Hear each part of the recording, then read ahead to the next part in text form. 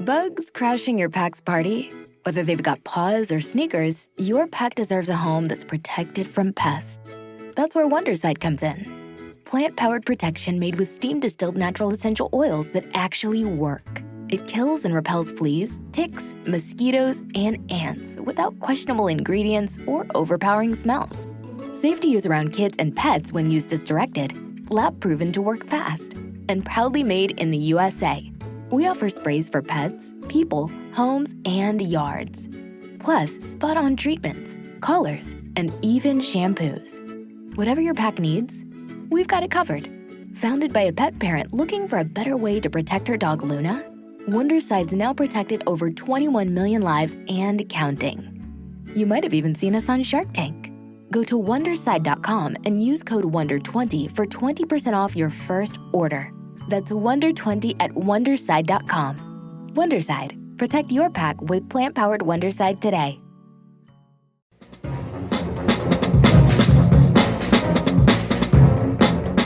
Hello, this is Aaron West. I am the author of the A24 New Wave. In this book, I look at A24's output and I make the argument that we are in a new wave movement right now. A24 plays a major role. This book has a supplemental podcast where each episode is a brief conversation about an A24 related topic, whether an actor, director, or even a genre. As I continue research for the book and conduct interviews, I expect to record podcast episodes with people involved with the company. You can find the podcast at cinejourneys.com or wherever you find podcasts, and we are proud to be members of the Someone's Favorite Productions podcast network.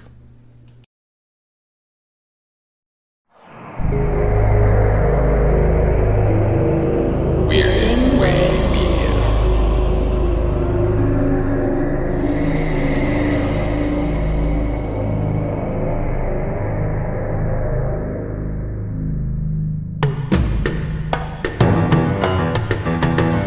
If it bleeds, we can kill it.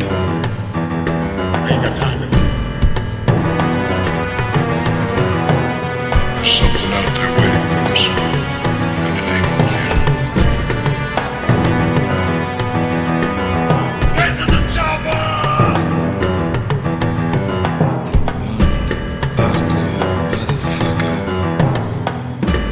What the hell are you?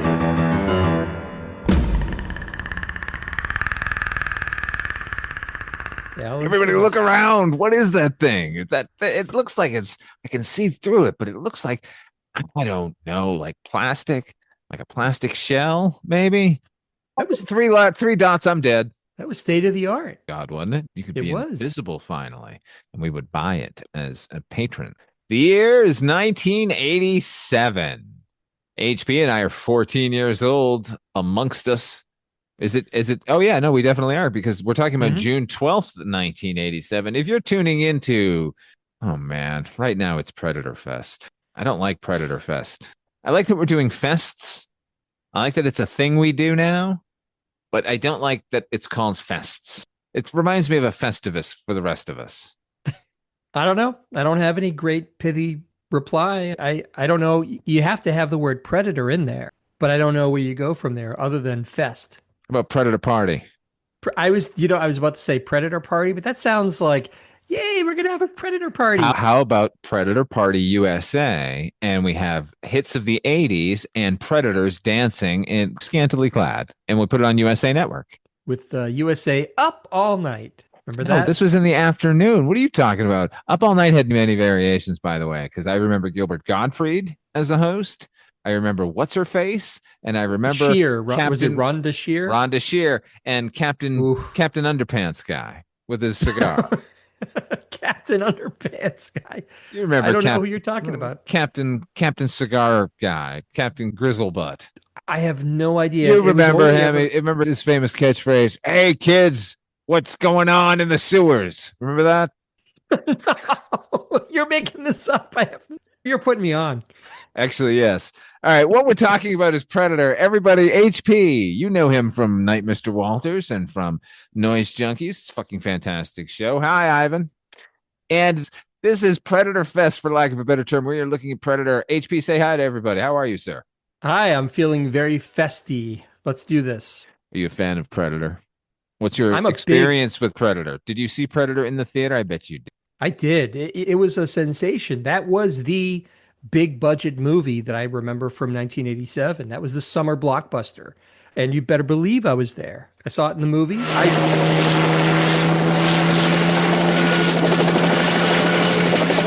We are a rescue team, not assassins.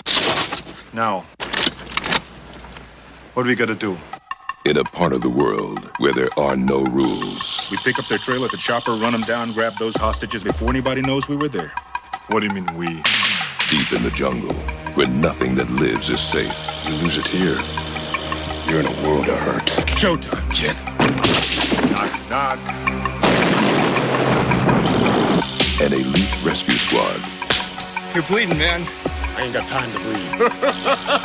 is being led by the ultimate warrior. We need the best. That's why you're here. But now, What's got Billy so spooked? there's something out there waiting for us. And it ain't no man. They're up against the ultimate enemy. Holy Mother of God.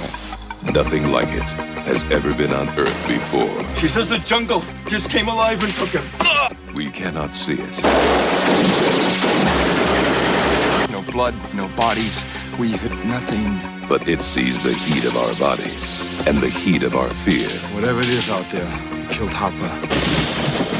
And now it wants us. It kills for pleasure. He was skinned alive! It hunts for sport. He's killing us one at a time. We're all gonna die. But this time, it's picked the wrong man to hunt. If it bleeds, we can kill it.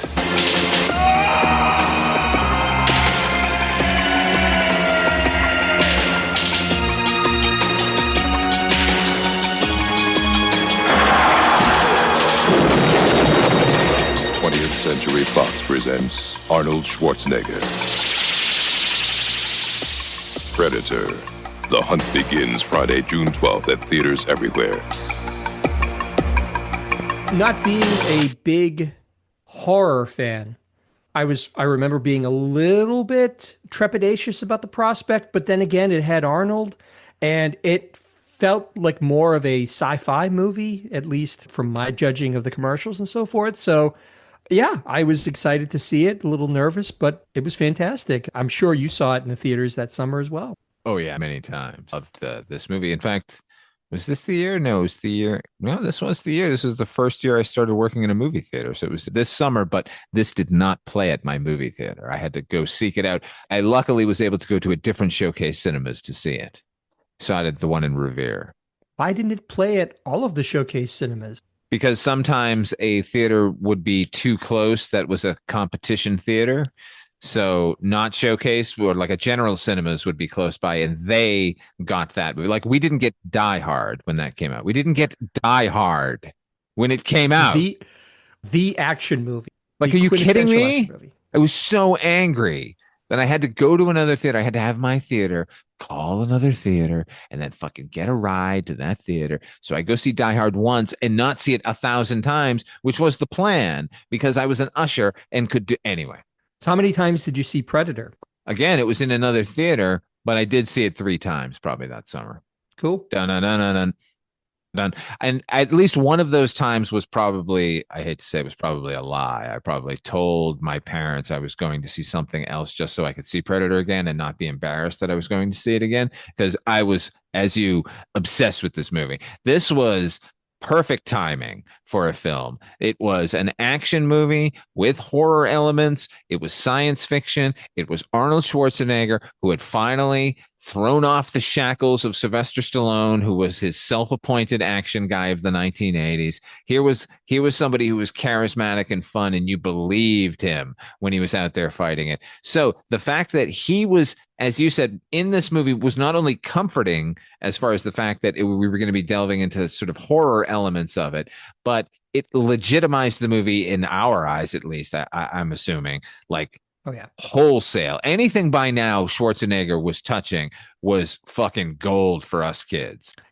I'm trying to think, before this was Commando, of course, probably a bunch of other movies like Raw Deal probably was before this. This feels, I don't have it in front of me, but this kind of feels like this might have been one of his big coming out pictures as far as being a big summer blockbuster, draw. Right, because look, you and I both knew him very well by now because he was Conan the Barbarian. He was also the Terminator. Yep. Yeah, so like that 1-2 punch alone. Not to mention, I'm sure you saw the document. Did you see the documentary by now? Probably not. I did not. The one on Netflix? I haven't seen it. No, I'm talking about like Stay Hungry. I'm talking about Pumping Iron. I'm talking about Arnold is numero uno. Oh no, don't get it. Don't misunderstand me. I've seen Pumping Iron probably about 150 times. I love that because he is charisma incarnate in that movie. I know years later he claims that a lot of it was staged, and it might very well have been. There may not have been that sort of rivalry between him and Lou Ferrigno. I know Lou Ferrigno's dad didn't really train him. I don't care. Arnold Schwarzenegger jumps off that fucking screen with Pumping Iron. It's astounding how charismatic he is. Agreed. But my question was, had you seen it by the time you saw Predator? Oh, I'm sorry. No, I had not seen it before I saw Predator. But I think my knowledge of Arnold at this point would have been Terminator. It would have been Conan, of course, Conan the Destroyer. I don't know that I got into any of the other sort of lesser pictures, but certainly Commando was a big one. Commando was huge on cable at that point. I think Commando settled him for like suburban white American boys as an action hero. And then this movie is the movie. I think this is the movie that actually breaks him wide as far as crossover appeal for mass audiences, because it isn't straight ahead action where they're just chopping people's arms off, although it has that. It's not just science fiction fare, like we have to buy into this far-fetched plot like we had with Terminator. Instead, it's like the best of all possible worlds. This movie is a crazy mashup that works because it's a mashup of things that hadn't yet really been done. The first quarter of this movie, and I know we'll talk about the plot of it, but essentially the first quarter of this movie has really very little to do with the Predator himself. It's really about these special forces operatives coming in to do a search and extraction of somebody who's crashed in the jungle in South America somewhere. So for that first quarter of the movie, it basically plays like Commando or like any number of action movies, like a Rambo type of movie. It's just these guys in the jungle shooting an awful lot of rounds at a lot of faceless guerrilla rebels.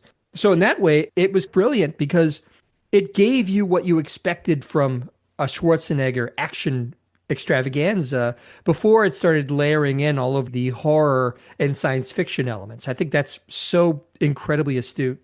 Not only that, not only did it feel like we were getting the generic action movies that we had expected from Schwarzenegger up until, but it's also the best directed of any of them up until then. Not Terminator, not Conan. Those are separate. We're talking like when Schwarzenegger became an action star and was now going to be doing action movies. This one is so superior. Had this just been about his team being hunted by another team and not a predator from space, this was guaranteed to be an entertaining film from beginning to end.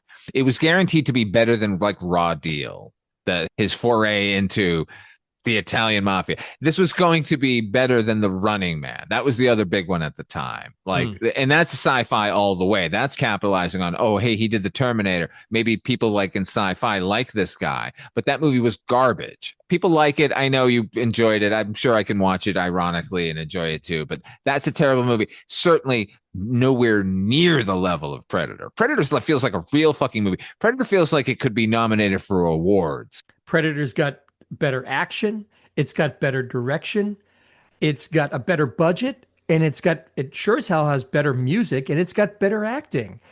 Across the board, this movie has it's like you said, it's like he put everything together at this point. The stuff that would translate to the white suburban kids like myself. It's got just all of the heavy artillery that people are looking for in a big action, adventure like this.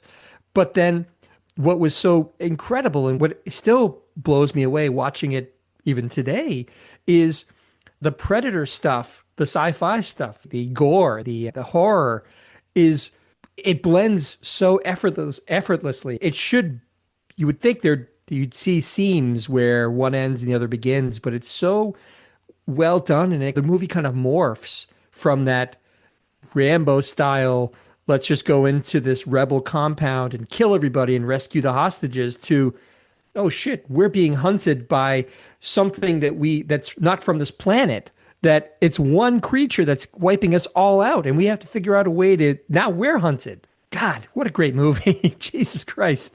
And you know what's funny? Because you and I are of the same age and from this time period, the idea that this kind of a mashup would work at all is still foreign in our minds. I think audiences today and younger kids today would go, yeah, of course. But yeah, a special forces team being hunted by an alien creature. That makes total sense. But for us growing up, like that kind of high concept stuff was always suspect in the greater sort of pop cultural scene. Like I remember at the same time the movie RoboCop coming out, just based on that name, people like scoffing at it. Like that's ridiculous. Though it's just going to be a robot cop. Okay, what else are they going to fucking slam together? Oh, how about this and this? How about fucking alien like and a special forces thing? But that's equally stupid. And yet maybe they had a point because nobody was actually taking it seriously. Nobody was John McTiernan going, we're going to make the fucking greatest action movie of all time. And by God, he did that.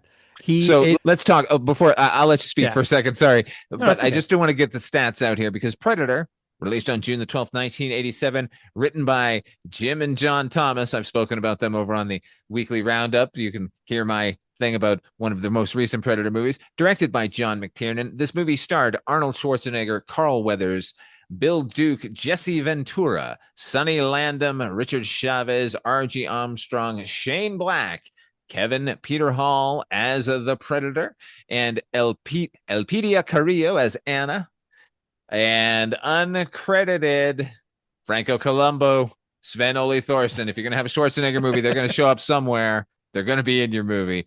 And the voice, HP, you and I were talking about earlier, the technical voice of the Predator is Peter Cullen, who is the voice of Optimus Prime. He is also doing the vocalizations of the Predator. So all of that clickety-clacketing you're hearing that the Predator is making, that is Peter Cullen attempting to replicate the sound of a dying horseshoe crab that he had once heard. A lot is made. I don't remember the actress, but the actress who did the voice of the devil in The Exorcist, do you remember this? When Regan is possessed, and there was a lot made of what this actress, I don't remember her name, but had to do to get this voice to come out the way it did. Fuck that.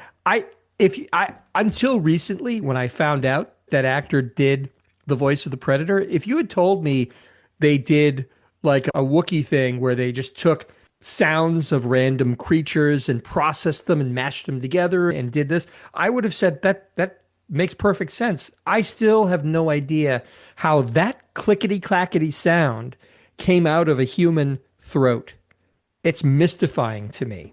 Well, I'm sure they've manipulated it in some way, but you know that now. Yeah, I want to say now that you know it, but it is still alien to me sounding. It's still a great sound. And they've just been making variations on it ever since because it is so specific. When a Predator shows up on screen. We could be watching an entirely different movie. Speaking of like mashups, if I was watching an episode of Sex and the City and I heard that sound, I'd be like, oh, fuck, a Predator's about to show up and kill some people. It's chilling. When you hear that sound, you know that somebody is probably about to die, that the Predator has the drop on somebody. It's brilliant. I don't know. I think it's amazing that the idea that he had in his head for this horseshoe crab business, but it fucking worked. It's amazing.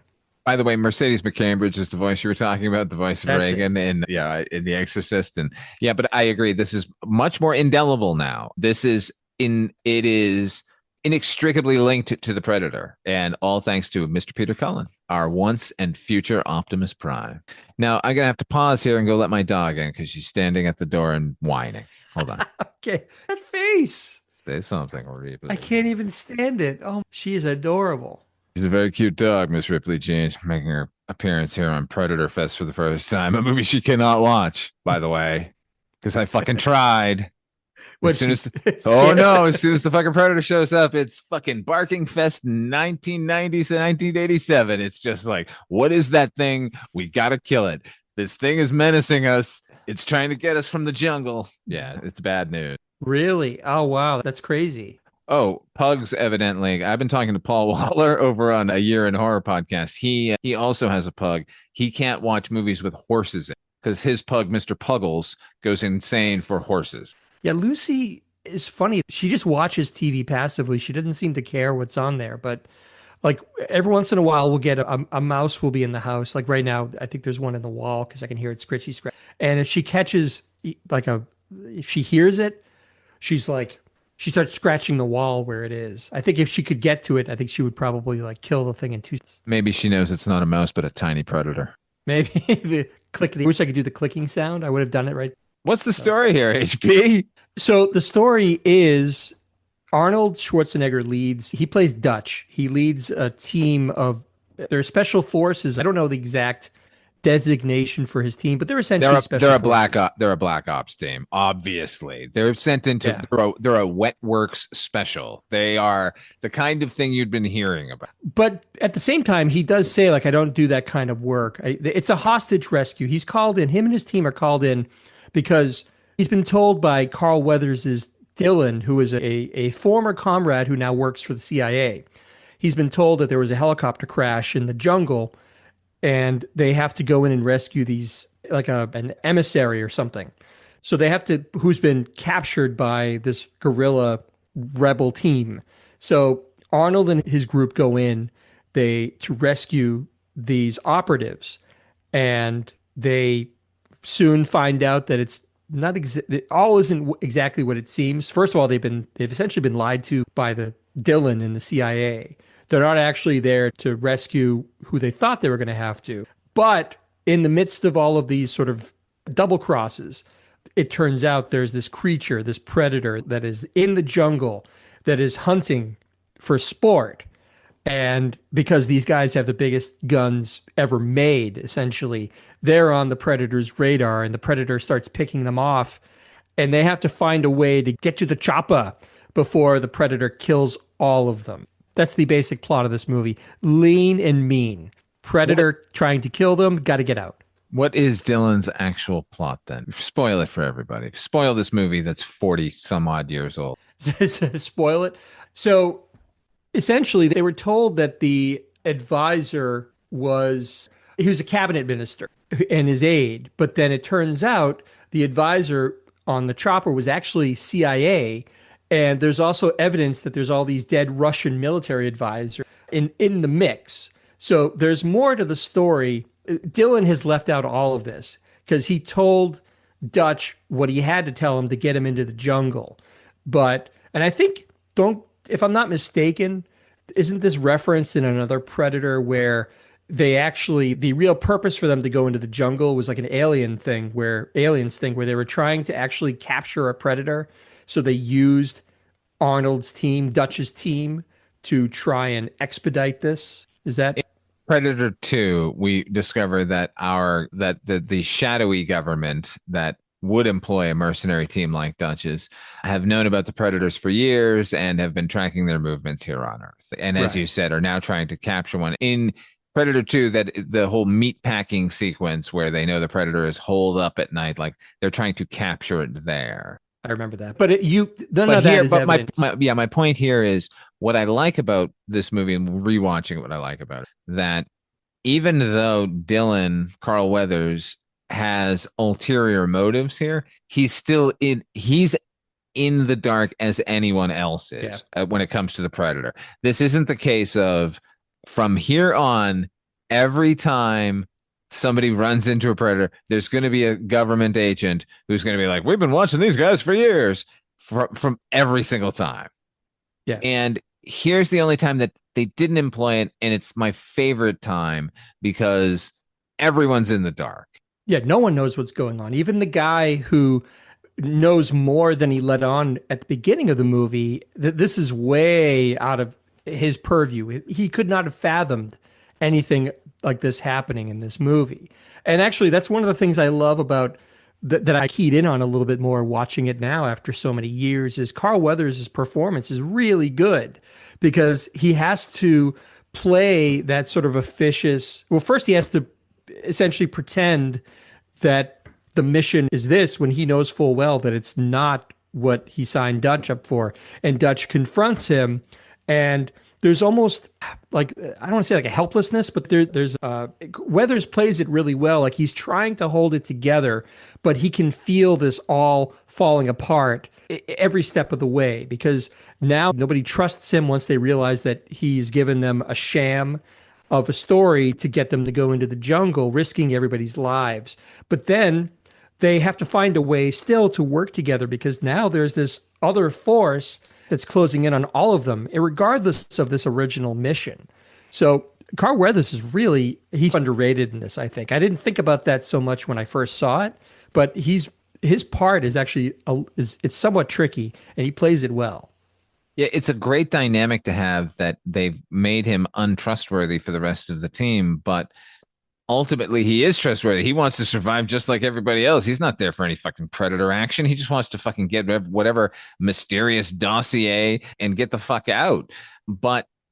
And I like that because, as I said, I hate to keep reiterating it, but like, as soon as Aliens would come out, we got the same sort of idea where Burke is ultimately a company man trying to get the alien past their, like you can say that he didn't know what they all, like the company knew.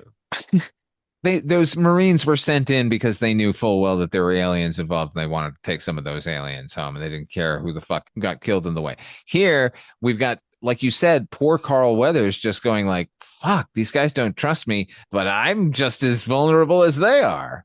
Yeah. And he's almost more vulnerable because they don't trust him. And not only that, but he has made the decision after they kill everybody in this rebel camp. There's this one woman that survives, that they save, this woman, Anna. It's his decision to take her into custody and tromp through the jungle with this hostile, prisoner, basically. So he's saddled with her. But the thing about it is ultimately what you're talking about. They could have made it that, it's a government plot to retrieve a predator, but it's just another example of how lean this story is, because that would have added a little one too many layers of obfuscation to what is essentially a, kill or be killed story. That's basically what this all boils down to. It's a bunch of tough army dudes against one state-of-the-art killing machine of a predator. That's it. There's no business of them trying to trap it, to take it back, to study it, to dissect it. None of that matters. They just want to get out of the jungle alive. That's all they want to do. HP, name a perfect action. Perfect. Well, I give you the easy answer. I would say Predator is the perfect action film. I would say, well, I'd have to think about it a little bit. I was gonna. Well, let me think. Give me a minute. I have a few. Guess. Could you? I would say, Raiders of the Lost Ark is a perfect action film. Perfect action. I would say. I'll leave it there. I could sit here and think right around and haw, but that's it. Right around the same time as Predator, we had a film called Die Hard. I would consider that a perfect action film. How could I not have thought about that? That's McTiernan. That is the quintessential summer blockbuster action film. I take it back. Die Hard is the perfect movie. When I think about Cold War thriller action films, I would say a perfect example of that might be The Hunt for Red October. If you're looking for something with comedy, and it's maybe straining the action moniker, I would say Back to the Future is the perfect action comedy. That's a perfect film as well. Yeah, the script is perfect. There are several. Point being, of the like 5 we just mentioned, 2 of those or 3 were directed by John McTiernan. John McTiernan, yep. Who is our director here of Predator. And for a while, man, he just could do no wrong. Unfortunately, his interest led us back to the jungle with fucking Sean Connery in that god-awful Medicine Man movie, which was a total fumble. But I would say prior to this film, his only other film at the time was a film called Nomads, starring Pierce Brosnan and Adam Ant and Mary Warrenoff and I think Kate Nelligan. And that is a tiny independent horror movie. And It doesn't make any sense. The plot is weird. Pierce Brosnan is doing a bizarre French accent, and yet it's one of the most atmospheric movies that like lives with me. It feels like a Michael Mann film. If Michael Mann had been interested in the supernatural, that would be Nomads. So it's a weird choice to take that guy and go, now let's give him an Arnold Schwarzenegger action movie set in the jungle with a fucking alien. Nevertheless, whoever did it, bravo, because he just kept knocking him out of the park from there on out. 3 movies in a row. You've spoken your praises of Nomads in the past, and that's another one I have to hop on. I also will say recently, I'd say maybe a couple of years ago, I was actually in Ireland of all places, dealing with a severe case of jet lag. I thought I was going crazy, and I'm in my hotel room, and they happen to be showing on a loop the Thomas Crown Affair, the remake, which he did in 1999. Have you seen it, Father Malone? I have not. I was such an adherent to that original film that I could not see myself. Wait, isn't it Pierce Brosnan? Yes. Oh, from Nomads. Shit. I should probably. It's good. It's real good. It's everything you want out of a caper movie. And I would say McTiernan still had his fastball. He had just come off of, I think he had done the last Die Hard. He did Die Hard with a Vengeance, which was good too. I like that one. That one's good. I like that too. So I think it was probably right around, I want to say Rollerball, where the wheels really came off. Unfortunately, I think he did prison time. I think he was involved in that whole Pelicano wiretapping situation.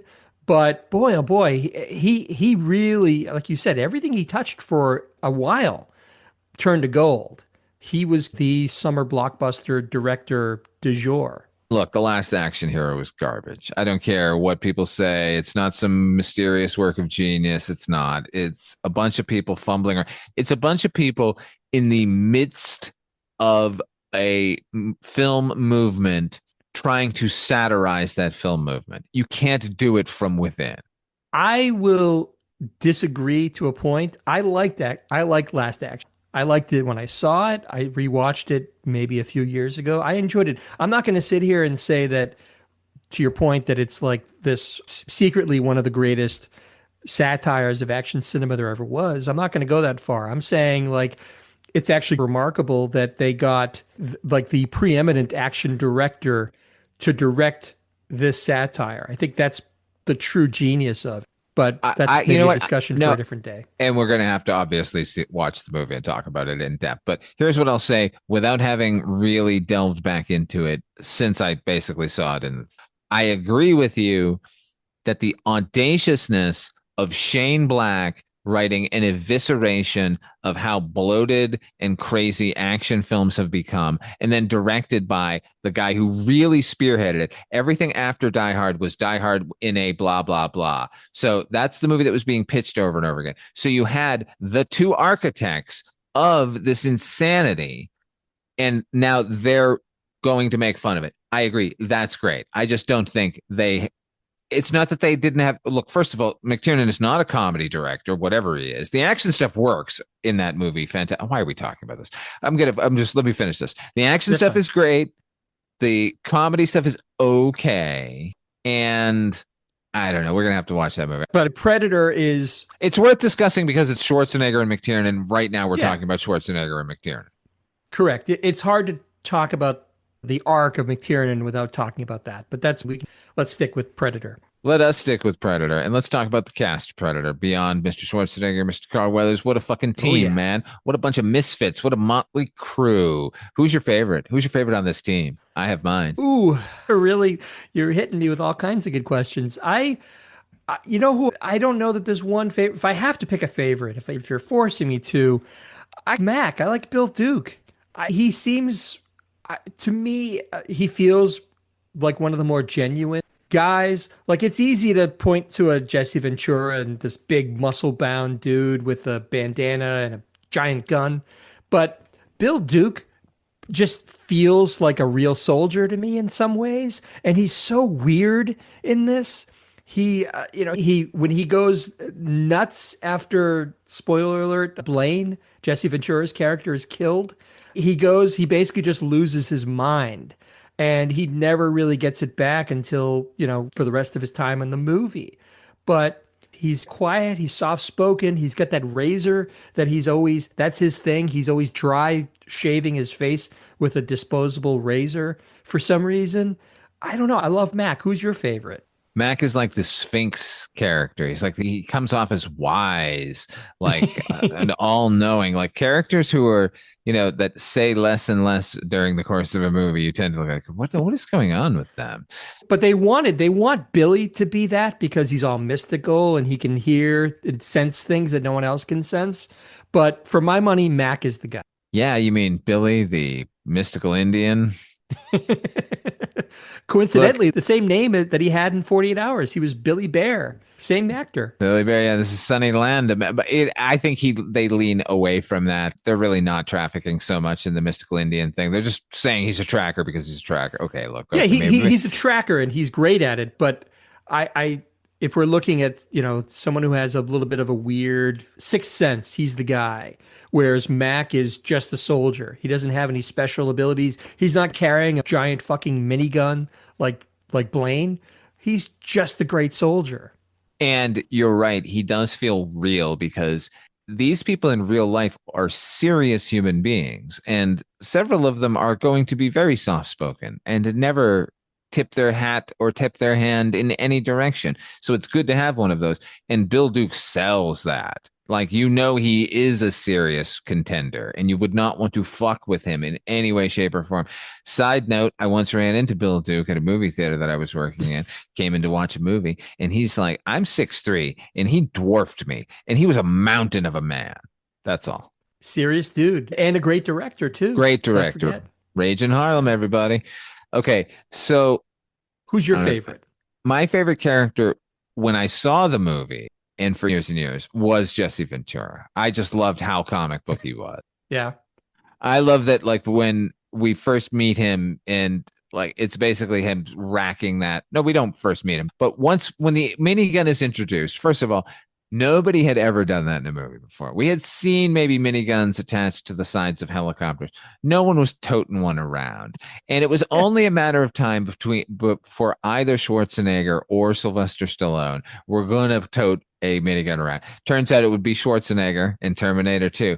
But I loved that it was this minor character played by just... I loved Jesse Ventura. I loved Jesse the Body Ventura as a wrestler. I thought he was a fantastic heel and an even better commentator. And so that made me really happy that this was his big introductory film role. Well, he was in Running Man. Yeah, he wasn't Running Man, but he's in it for like 2 seconds and then he gets his ass kicked by not Schwarzenegger. Here was heroic Jesse the Body Ventura, and it's a badass weapon. And he gets all the coolest line. Ain't got time to bleed. I ain't got time to bleed. What a fucking line. Burrowed in like an Alabama tick. He's great here. Son of a bitch. I make you a sexual tyrannosaur like me. He's great here. But my favorite character, not Dutch, not Dylan, is probably this fucking Shane Black character. Just because what is happening here? Like, how has he not been squashed by somebody, right? Like, clearly they look, Sonny Landham likes him. Billy Bear likes him, but then Billy Bear seems to laugh at everything. So it's not like he finds this level of pussy jokes really hilarious or anything. And does he have another gear? Like, is it like, do you think like on this mission, it's pussy jokes? Like before it was like father-in-law jokes or something, or like before it was like, I don't know. In every mission, he picks a different topic and goes with it. And they're like, what is it this time, man? You're like, I'll tell you what, man, I got a new kid at home. Oh, man, what are we going to have? What is the deal with airplane What's the deal with airplane What's up food? with Like, that? we don't want to hear, but by the way, we don't want to hear your fucking kid material anymore. None of us have kids, man. We're still mercenaries, even though you have a child. Like, do the airplane food this time.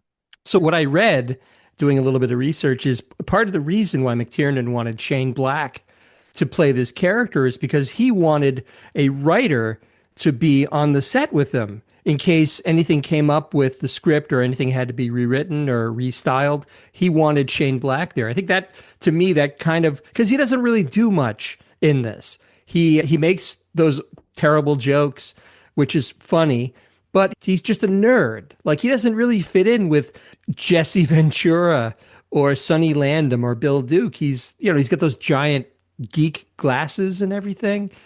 It's inexplicable. Well, I gotta say, honestly, at the time when I saw the movie, I had no idea it was screenwriter Shane Black. I thought, like, wow, they've got like a nerd on there.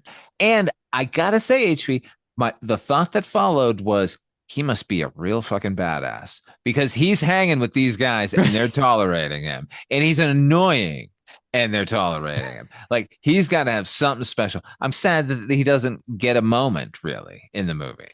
He does get one moment, a brief moment, when they're on the helicopter on their way to the rendezvous or whatever. He's reading like a map or something, very intently. And I think Poncho, he smiles at somebody and says, "Look what I'm going to do." And he has a ball in his hand or something like apple or a ball. And he throws it at Shane Black's character, thinking like he's going to hit him in the head or something. But not even looking up from the map, Shane Black like kind of snatches this thing out of the air without even thinking about it. So they lead you to believe that, wow, this guy is like has preternatural reflexes and maybe he'll be some other like badass. That's his talent. Right. That's my point. We get to see a taste of it, but we never see it in action. When he never gets a moment to like do that before he's unceremoniously wasted by the predator. And he's one of the first to go. And he's one of the obvious first to go. Like I would have preferred him to go like third or fourth in the line. You know what I mean? At least show us why this guy is part of the team, other than he has fast reflexes and can read a map. He is the first of the team to go. Well, there you go. All the more reason. Shouldn't he have saved the girl with his lightning fast reflexes? It is pretty brutal. When he goes, it actually is a pretty shocking thing because he's trying to reason with Anna, with this prisoner that they have. And in the midst of it, the predator shoots him with that laser. And it's one of those great shots where she gets splattered with all this and she's immediately shell shocked because she doesn't know what she's witnessed. It's actually a really cool scene. Of course, he gets toted away to become a trophy, but it serves a purpose. It shows you how completely like over the top violent this predator. He's not playing games. He's gonna shoot you dead immediately. They were skinned alive. See that, that's I actually want to ask about that, but I forgot that there was all this business of them finding them skinned alive and all this stuff. I don't remember that so much in some of the later pictures. I think it's in Predator 2, but they never do that in Prey, for example. They wax over that. He just rips the skull out and that's it. He doesn't have to skin them.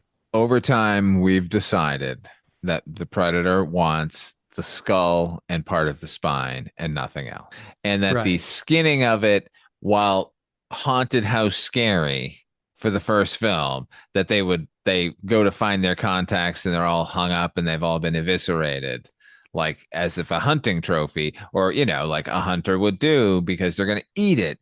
Like the skinning of it makes it seem like that's on the table, literally. Yeah. But it is a horrifying tableau when they happen upon these, because they find the crew of this helicopter that they're searching for, and they've been, as you say, skinned alive and hung up like game, basically. Right. It is a horrifying image, and it makes you think, holy shit, like this is what's going to happen to these guys. Well, and the thing is, we get the moment here where he takes the skull and basically polishes it and, goes, oh, this is going to look nice back at home. So we get the eventual thing like this. He's collecting trophies. He's a hunter collecting trophies, and the body is useless to him. So I think just going forward in the movies, they were like, let's just get to the fucking skull and the fucking pulling out the spine, because who cares about this other shit? Like it served its purpose here in the first movie, but I think if they were to remake it, they would just leave that out now as well. Yeah, I agree. But they were skinned alive. Were they skinned alive? It seems like he's doing the skinning after they're dead, by the way. Yeah, because the character's name escapes me, but they find Shane Black's body, or I think the line is like, I think it's him, because he's been dragged away, but they just find a pile of viscera, like basically like his organs. So I don't know. That means that he was skinned and all the offal was just dropped on the jungle floor. That part is maybe a little unclear. I will say this. You were talking about Blaine's minigun. His minigun factors into one of my favorite scenes in this movie, and a scene that actually elicited laughter when I saw it in the movies. Do you know the scene I'm talking about? Is it the lawnmower sequence where they cut a swath in the fucking jungle Yes. just through sheer firepower? It's an incredible sequence, honestly. It's amazing, but what elicited laughter is, so what happens is Blaine is killed by the predator. He's shot and his insides are just completely blown out. And Bill Duke's character, Mac, sees this. He goes apeshit. He starts shooting at the predator. He actually hits him. He's shooting wildly, and then everybody else starts shooting wildly. And then he picks up Blaine's minigun and just starts wiping out the jungle in front of him. Now, this scene goes on for a good solid minute. It's basically wordless. They're firing on this jungle until at the end of it, there's nothing left. Like you said, it's like a lawnmower. They've cut a swath, probably a good 15 yards, 20 yards ahead of them of nothing. The guns, the bullets just wiped out everything. It's so over the top and silly that everybody was just so amused by it. Like the fact that they just sat there and they must have shot 5,000 or more rounds. Maybe just the minigun itself shot that many rounds. It's incredible. You know what's funny? Like a film like The Last Action Hero is completely unnecessary because these movies always had a sense of humor about them, particularly when it came to excess, because we've got this here and RoboCop, they had to cut it down, but like Ed 209 blasting that fucking executive into paste, like these weren't subtle things. Like everyone was in on the violence joke, I think, at this point. Yeah, that RoboCop's the best example of that. That, I think, you were talking about people missing the joke or missing the humor. It's that a lot of people missed the satire and the point behind RoboCop. It's like when another Verhoeven film, it's like when Starship Troopers came out.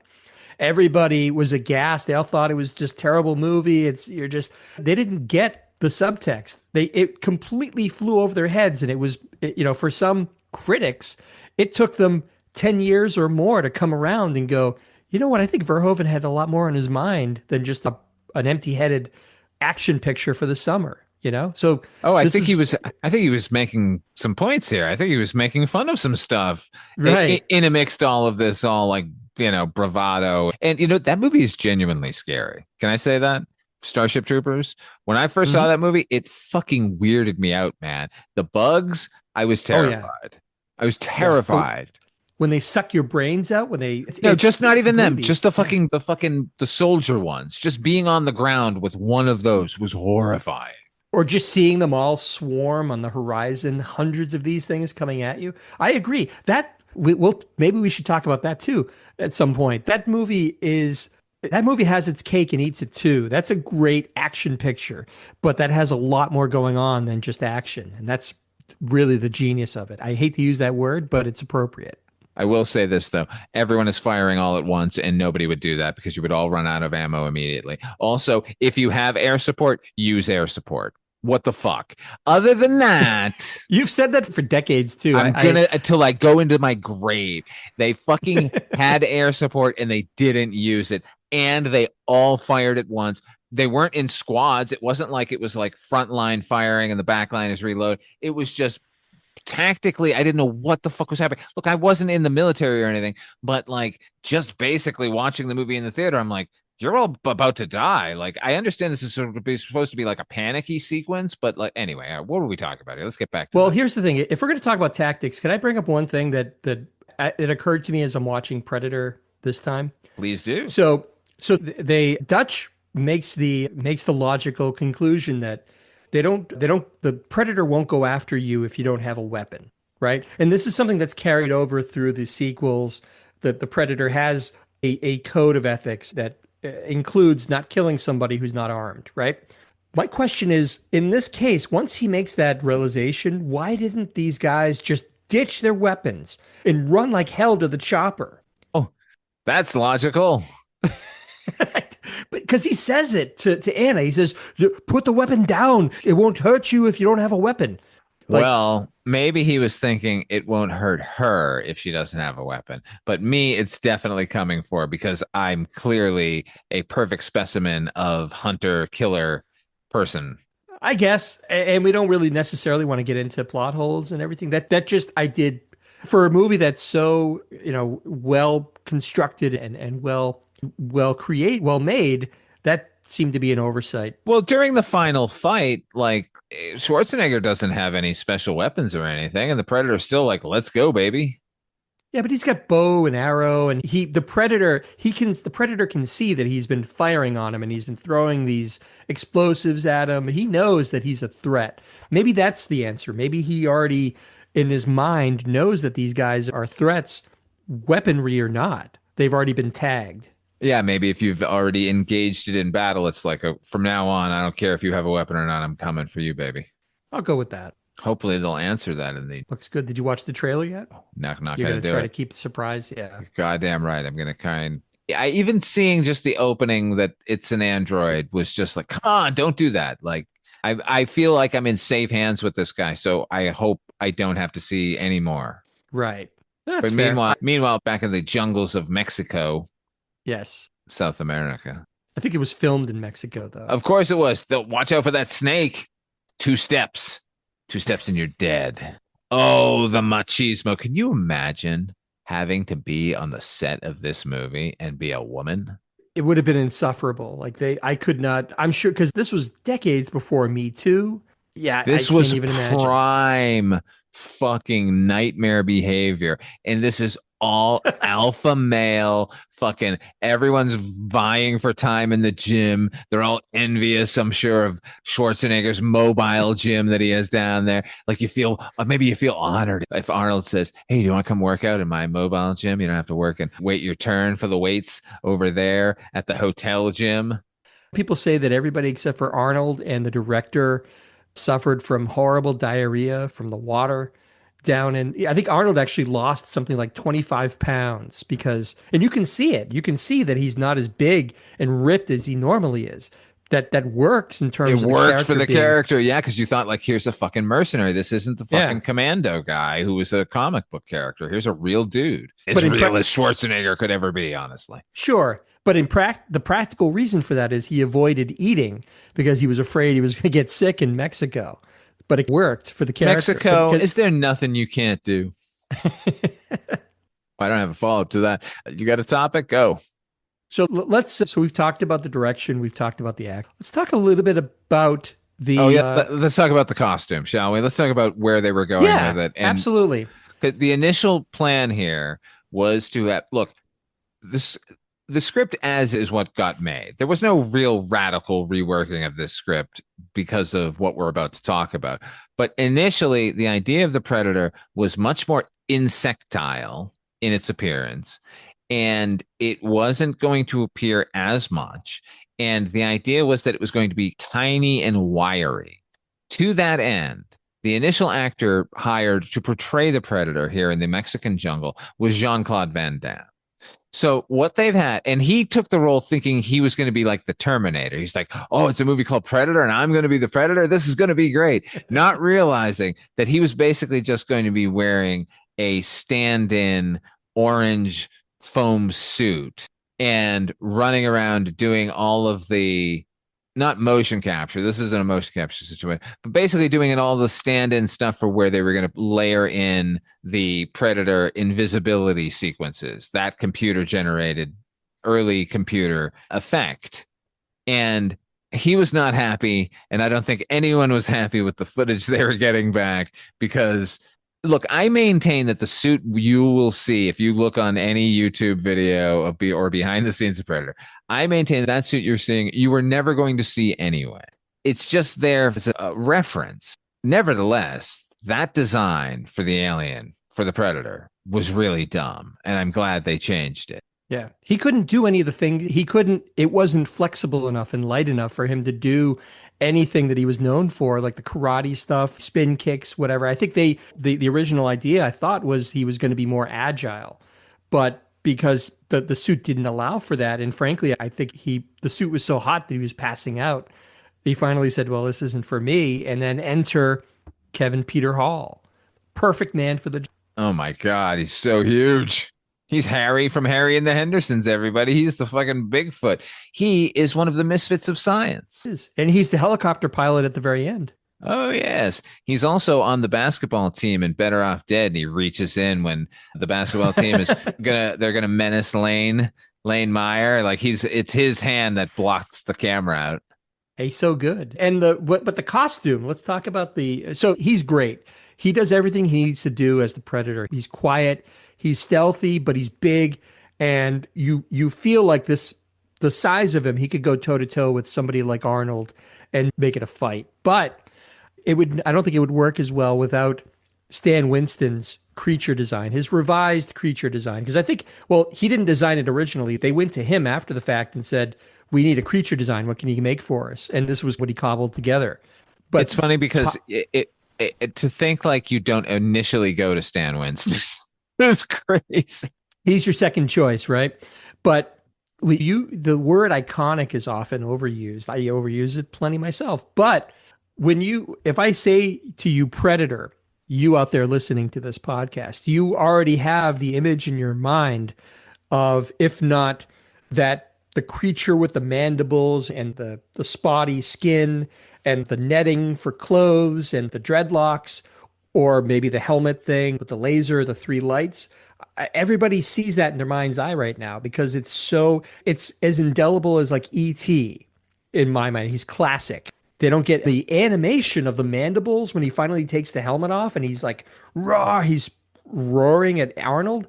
It is damn near perfect. I believe that was an alien creature coming to kick Arnold's ass.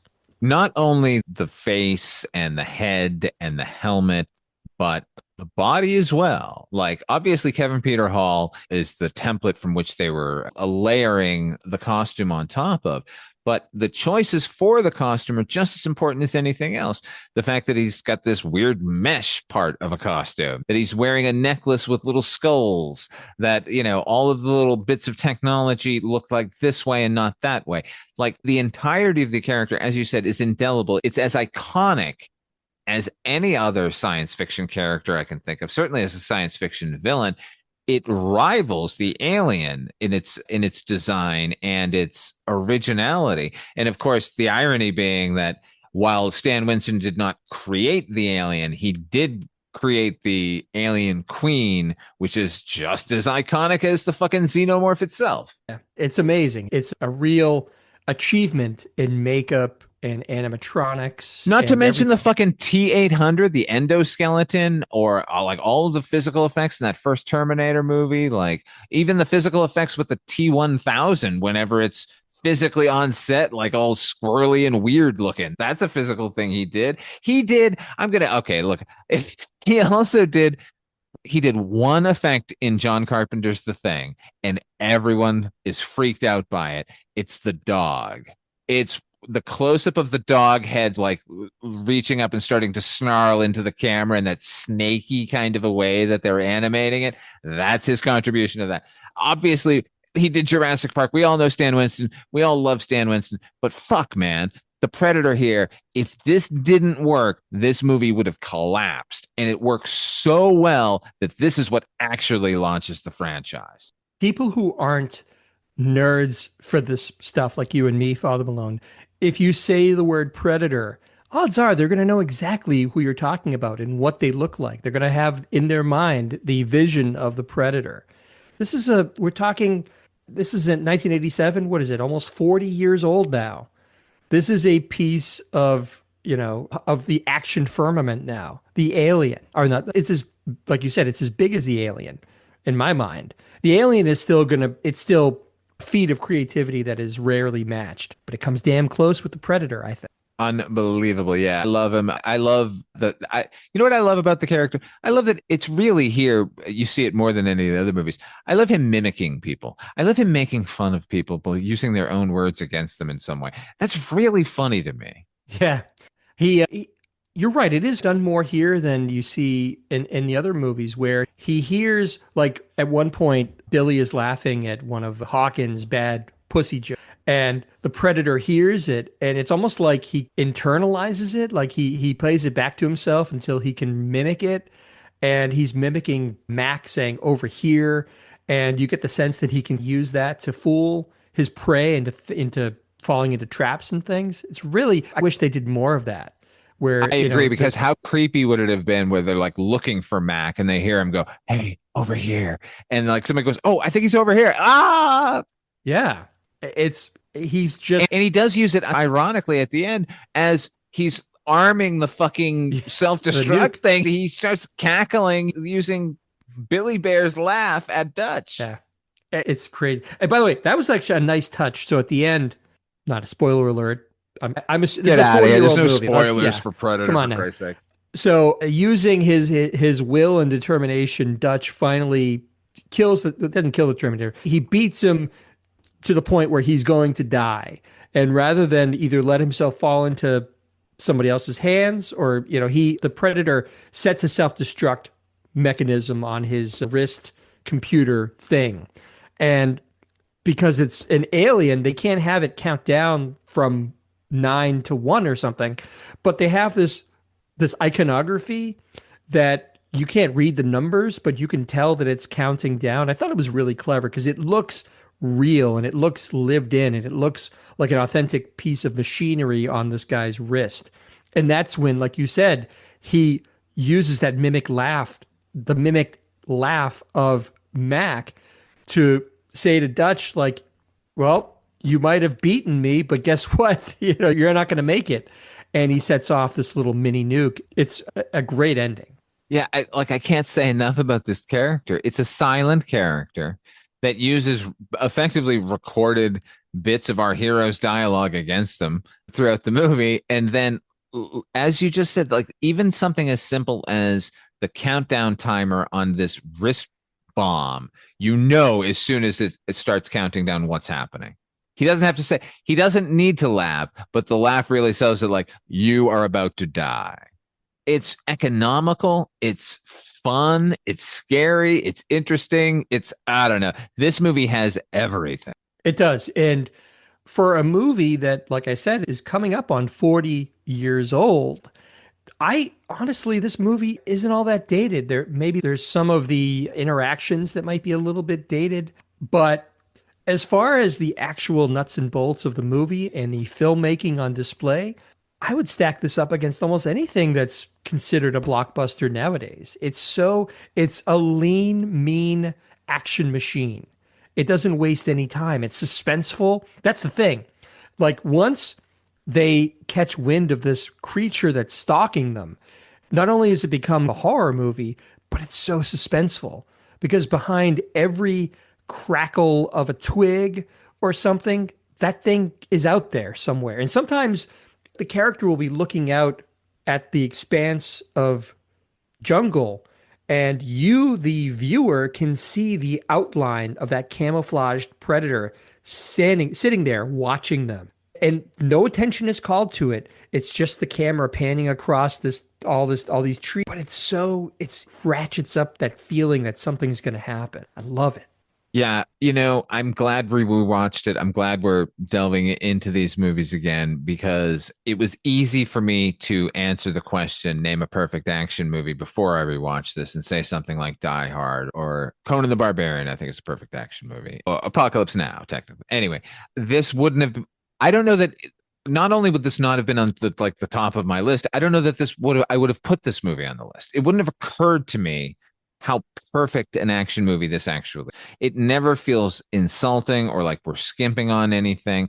I like all of these characters. It's all archetypes, but it's so well written. And part of that has to be obviously Shane Black. Like you said, there's a reason. I said this over on the weekly roundup when I was reviewing The Predator, but not only did John McTiernan luck out in having such a fucking phenomenally talented screenwriter on set to handle anything, to smooth over any problems that might come up, but he was also there at the behest of producer Joel Silver, who was unsure about John McTiernan's performance as a neophyte filmmaker, basically. And he's there to basically spy on him. which makes me feel queasy about it in a weird way. But at the same time, I love Shane Black so much that, I can't feel bad. I can't be mad at him about it, and ultimately it didn't matter because McTiernan had the goods. I agree. They don't get much more economical and perfect. If an alien came down to Earth and asked for the perfect action, this would be a candidate. If an alien came down and hunted me to the ends of the earth because it somehow figured I was somehow worthy of fighting, I would say, hey, man, let me show you instead the perfect action movie. And he'd say, wow, they did it much better than us. I'd say, yeah, what are we fumbling around here for? Let's just watch Predator. So it looks to me like McTiernan is basically done as a director. He never recovered from the Pelicano trial. Is that a story of wasted potential, Hollywood wasted potential? You think he could have been one of the all-time greats? Not that he isn't from what he's already done, but do you think he could have been like the action movie guy? I think he would have been given a decent shot after the failure of Rollerball had the court case and imprisonment not occur. So we'll never know. I don't know that he had anything left in the tank. I think he's more John Carpenter than he is Martin Scorsese. How about that? Like there's a definite period of creativity that no matter what you're throwing at them, they can adapt and continue on. I don't know that McTiernan had any new moves past. I haven't seen Thomas Crown Affair. I'd like to see it. I will see it, obviously. And we're going to be talking about Predator for a while because this is Predator Fest, maybe. Absolutely. I saw Predator 2 we'll talk about it. I won't spoil anything, but this is a hell of a way to kick it off. This is arguably the best of the Predator movies. And I can say this is a film series. I have seen every single one in the theater. If it's been in the theater, I have seen it there. Really? That is correct. I saw the first, I saw the second. As it turns out, yeah. I fucking love the Predator. I had no idea. But some of them, look, you did a great weekly roundup. Shameless plug alert. Check it out, you listening, if you haven't already. And Father Malone goes through the whole history of the Predator movies. He's leading up to Predator, Killer of Killers, effectively. But there are some in the series that you don't really have that much of a fondness for, but yet you still continue to have faith that, these pictures will be, that the next one will be good. And that faith was rewarded with Prey, was it not? Yeah, because there are a couple of movies in this series that I detest, that I will not. We're going to watch it again because we're going to be talking about it, and I will try to be fair and, in a reappraisal of it because everything deserves a second chance. But I will say, if you're going to put a fucking Predator in a movie, I'm going to come see that movie. I'm going to give it a chance. Did you delve into the comic books too? Not in the. Did I personally? Yeah, I have read some of the Predator comics. Jeez, but it's been some time. I remember. See, the thing is, when I started reading Predator comics, it was Dark Horse. I've only really just now realized Dark Horse was just a spin-off of movies that we liked as kids. Like most of their titles just seemed like Aliens or whatever. Yeah. So I remember reading their Predator comics, and it was so early on that I remember thinking the stuff that they're making up isn't necessarily going to be anything. You know what I mean?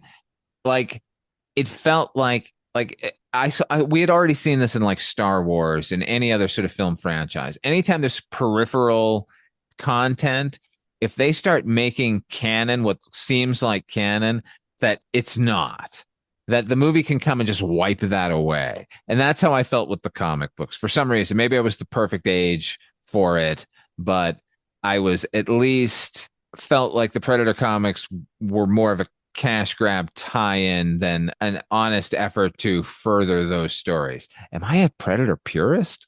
Maybe. I was thinking more like I remember all of those, like they were I think Dark Horse did like the Terminator and the Alien series, but I was thinking I'm more fascinated lately, and you mentioned this in your weekly roundup of like they did Archie versus Predator. Oh yeah, those are great. Yeah, no question about it. In fact, the Archie, I mentioned it in the show, I'm going to mention it again. If you can read Archie versus Predator or Predator versus Archie, really, it's fucking awesome.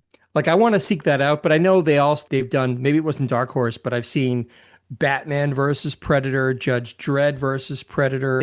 I think there was even like a Marvel, like a Spider-Man versus Predator. So it's this easy shorthand. Like everybody knows the Predator and everybody knows these solid comic properties like Archie or like Batman. So I guess it's almost like this interesting what if that they keep coming back to. Like what if Batman actually went up against. Well, you can plug him in and everyone knows exactly what you're going to get. Like he's really indelible. I say he, like they're all kind of the same because they are all the same. The irony being HP, and we're going to get into this the further we get into the movies, because he's the main antagonist of this film, but he's not in it a whole lot. Like we're going to get a whole lot more Predator and more of them as the films progress. So we'll get more into their sort of personal mythology and stuff. But the irony for me is that I fucking hate hunters. I have no use for hunting for sport. I just think it's detestable. But for some reason, when these guys are doing it, maybe it's because they're hunting us and we deserve it. Well, there's no subterfuge with a predator, right? It's not like they can make the argument that they're hunting to survive or they're hunting for this reason or that. The only reason they exist in these movies, in this series, is to hunt people, not just people, because I know that there's indications that they've hunted. Like, I think in Predator 2, we'll talk about there's an alien skull as an Easter egg in the alien ship or in the Predator ship. But that there's something refreshing about that there's no confusion about the Predator's motives. It is just there to hunt for sport. End of story. How are they going to get out of it? How are the protagonists going to deal with this implacable force coming at them? You know, you say you're doing an alien movie. You don't know what those aliens want. They might want to eat you. They might want to impregnate you with future spawn. They might have some other fucking purpose for you. Not with the Predator. You know where you stand. Predator shows up. Well, it's going to fucking hunt you and kill you. The end. That's it. Gotta love it. It's like a shark, right? It's a perfect machine. All right. It basically just eats and swims and makes little sharks. And that's all it does. Anyway, all right, HP, until our next Predator Fest, ? Somebody please write in and give us a new name. I'm tired of naming things, and I want your help. You can help us, reader, listener, viewer, midnight. Well, when I'm not trying to think of other names for Predator Fest, you can find me elsewhere on the Weirding Way Network. I co-host the Night Mr. Walters Taxi podcast. Excellent show. Thank you. Well, you're half the reason for it being so popular because you're the co-host. Oh, that's what I like about it. I am an occasional guest on the Culture Cast with Chris Dashew. I host the Noise Junkies Music Podcast. And last but not least, I have a Bandcamp site, hpmusicplace.bandcamp.com. I've plugged that enough. Midnight viewers, stick with us here during our many fests. We've got Fusco Fest going. We've got this Predator Fest going. Is there going to be a Moranis Fest, HP? We'll talk about it later. Could be. We do love us a Rick Moranis, and we're already one movie. Oh, no, maybe you let us know, viewers. Let us know. Until next time, here's a bit from Predator. Why us? Because nobody else could have pulled it off. You pissed about the cover story. I knew I couldn't get you in here without it. So what story did you hand to Hopper? Look, we've been looking for this place for months. My men were in that chopper when it got hit. Hopper's orders were to go in and get my men, and he disappeared. He didn't disappear. He was skinned alive. And my orders were to get somebody in who could crack these bastards. So he cooked up a story and dropped the 6 of us in a meat grinder. What happened to you, Dylan? You used to be somebody I could trust. I woke up. Why don't you? You're an asset. An expendable asset. And I used you to get the job done. Got it? I may not have expendable.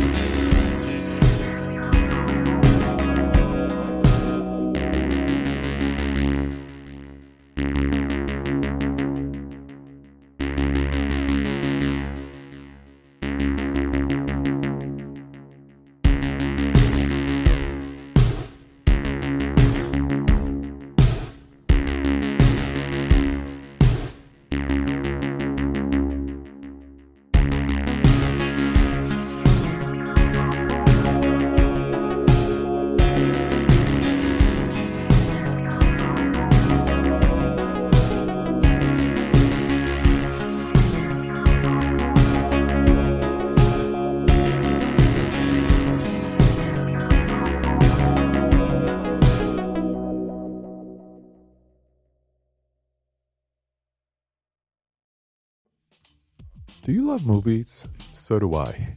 What's up, y'all? It's KB, and I love movies, inviting you to listen to The Conversation, a film podcast where passion meets perspective and opinion. From the old school to the new, I invite a guest on to discuss the movies that thrill us, challenge us, break our hearts, or even blow our minds. There's always new episodes dropping wherever you get your podcasts. So join the conversation. We don't just watch movies. We love talking about them too. The Conversation with KB Loves Movies, a part of Someone's Favorite Productions podcast network.